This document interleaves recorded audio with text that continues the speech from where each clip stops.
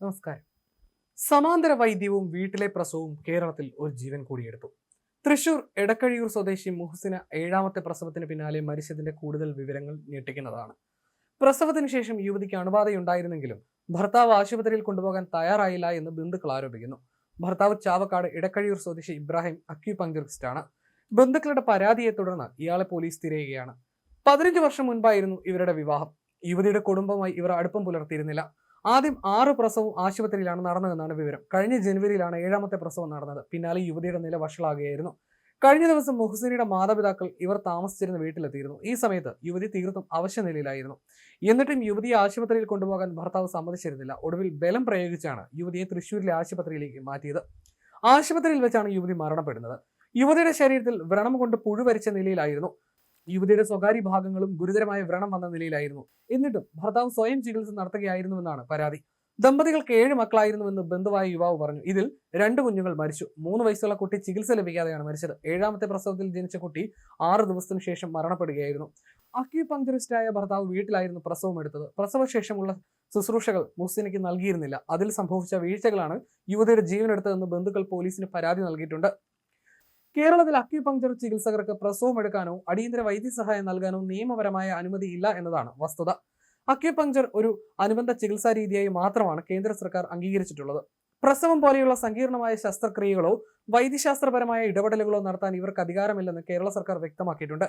2024 തിരുവനന്തപുരം കരമനയിൽ ഷമീറ എന്ന യുവതിയും കുഞ്ഞും അക്യൂപങ്ക്ചർ രീതിയിലുള്ള വീട്ടിലെ പ്രസവത്തെ തുടർന്ന് മരിച്ചിരുന്നു. തുടർന്ന് ആശുപത്രി ചികിത്സ നിഷേധിച്ചതിനും അശാസ്ത്രീയമായി പ്രസവം എടുക്കാൻ ശ്രമിച്ചതിനും യുവതിയുടെ ഭർത്താവിനെയും അക്യൂപങ്ക്ചർ ചികിത്സകൻ ഷിഹാബുദ്ദീനെയും പോലീസ് അറസ്റ്റ് ചെയ്തിരുന്നു.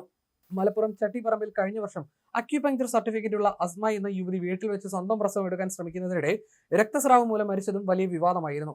അതിനിടെ കുറ്റ്യാടി സ്വദേശിനിയായ ഹാജ്ര എന്ന വീട്ടമ്മയുടെ മരണവും വേറെ വിവാദമായിരുന്നു. ഇവർക്ക് ക്യാൻസർ ബാധിച്ചപ്പോൾ അക്യൂപങ്ക്ചർ ചികിത്സക വിദഗ്ധ ചികിത്സ തടയുകയും അക്യൂപങ്ക്ചറിലൂടെ രോഗം മാറുമെന്ന് വിശ്വസിപ്പിക്കുകയും ചെയ്തതായി ബന്ധുക്കൾ പരാതിപ്പെട്ടിരുന്നു. ചികിത്സയുടെ ഭാഗമായി വെള്ളവും ഈന്തപ്പഴവും മാത്രമാണ് കഴിക്കാൻ നിർദ്ദേശിച്ചത്. രോഗം വഷളാകാൻ ഇതാണ് കാരണമെന്നായിരുന്നു ആരോപണം. കഴിഞ്ഞ വർഷം തന്നെ മലപ്പുറം കോട്ടയ്ക്കലിന് സമീപം പാങ്ങിൽ 1 വയസ്സുകാരൻ മരിച്ചതിനെ തുടർന്ന് അശാസ്ത്രീയ ചികിത്സകൾക്കെതിരെ ആരോഗ്യവകുപ്പ് അന്വേഷണം ആരംഭിച്ചിരുന്നു. അക്യൂപങ്ക്ചർ ശാസ്ത്രീയമായ രീതിയിൽ വേദന സംഹാരിയായോ മറ്റ് തെറാപ്പികളായോ ഉപയോഗിക്കാമെങ്കിലും പ്രസവം പോലെയുള്ള അടിയന്തര സാഹചര്യങ്ങളിൽ ഇത് ഉപയോഗിക്കുന്നത് അപകടകരമാണെന്ന് അക്യൂപങ്ക്ചർ സയൻസ് അസോസിയേഷൻ തന്നെ വ്യക്തമാക്കിയിട്ടുണ്ട്. കഴിഞ്ഞ 5 വർഷത്തിനുള്ളിൽ 12ഓളം പേരാണ് വീട്ടിലെ പ്രസവത്തിനിടെ മരിച്ചിട്ടുള്ളത്.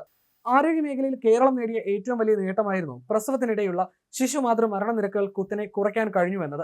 ഇതിനെ ഏറ്റവും സഹായിച്ചത് ആശുപത്രിയിലെ പ്രസവങ്ങളായിരുന്നു. ഇപ്പോൾ സമാന്തര ചികിത്സയുടെ മറവിൽ ചില ഹോമിയോപ്പതി, അക്യൂപങ്ക്ചർ, പ്രകൃതി ചികിത്സാ ഡോക്ടർമാർ വീട്ടിലെ പ്രസവത്തിന് വേണ്ടി കൂട്ടായ്മയുണ്ടാക്കിയും മറ്റും പ്രചാരണം നടത്തുകയാണ്. എന്നാൽ കഴിഞ്ഞ വർഷം മലപ്പുറം കോഡൂരിൽ വീട്ടിലെ പ്രസവത്തിന് ശേഷം ഒരു യുവതി മരിച്ചപ്പോൾ ആരോഗ്യവകുപ്പ് ശക്തമായ ക്യാമ്പയിൻ നടത്തിയിരുന്നു. ആശുപത്രികളിലെ പ്രസവം പ്രോത്സാഹിപ്പിക്കുന്നതിനായി കുഞ്ഞോമന് ജനിക്കേണ്ടത് ഏറ്റവും സുരക്ഷിത കാര്യങ്ങളിൽ പ്രസവം സുരക്ഷിതമാക്കാൻ ആശുപത്രി തന്നെ തിരഞ്ഞെടുക്കാം എന്ന ക്യാമ്പയിനാണ് ആരോഗ്യവകുപ്പിന്റെ നേതൃത്വത്തിൽ നടന്നത്. പിന്നോക്ക സാമൂഹ്യ സാഹചര്യങ്ങൾ, കുടിയേറ്റം, ഗതാഗത സൗകര്യക്കുറവ്, ആശുപത്രിയിലെ പ്രസവത്തിന് ഭാരിച്ച ചെലവ്, ആശുപത്രിയിലെ മോശം അനുഭവങ്ങൾ, ആധുനിക വൈദ്യത്തോടുള്ള എതിർപ്പ്, നാച്ചുറോപ്പതി, അക്യൂപങ്ക്ചർ ചികിത്സകളിലുള്ള വിശ്വാസം എന്നിങ്ങനെ പലവിധ കാരണങ്ങളാണ് വീട്ടിലെ പ്രസവത്തിന് പിന്നിലുള്ളത്. ഈ ക്യാമ്പയിൻ നന്നായി എന്ന് ഫലം കാണുകയും ചെയ്തിരുന്നു. സംസ്ഥാനത്ത് ഏറ്റവും കൂടുതൽ വീട്ടിൽ പ്രസവം നടക്കുന്ന ജില്ല മലപ്പുറമാണ്. ഇതിനു പുറമെ കോഴിക്കോട്, പാലക്കാട്, തൃശൂർ, ആലപ്പുഴ എന്നീ ജില്ലകളിലായി 13ലധികം ഗാർഹിക പ്രസവങ്ങൾ റിപ്പോർട്ട് ചെയ്തിട്ടുണ്ട്. മലപ്പുറം ജില്ലയിലുടനീളം ആശുപത്രിയിൽ പ്രസവിക്കുന്നത് കൊണ്ടുള്ള ഗുണങ്ങളെക്കുറിച്ചും കുഞ്ഞിന്റെ ആരോഗ്യ സംരക്ഷണത്തെക്കുറിച്ചും ബോധവൽക്കരണ പ്രവർത്തനങ്ങൾ നടത്തുകയും കളക്ടറുടെ നേതൃത്വത്തിൽ മത നേതാക്കളുടെ യോഗം വിളിക്കുകയും ചെയ്തിരുന്നു.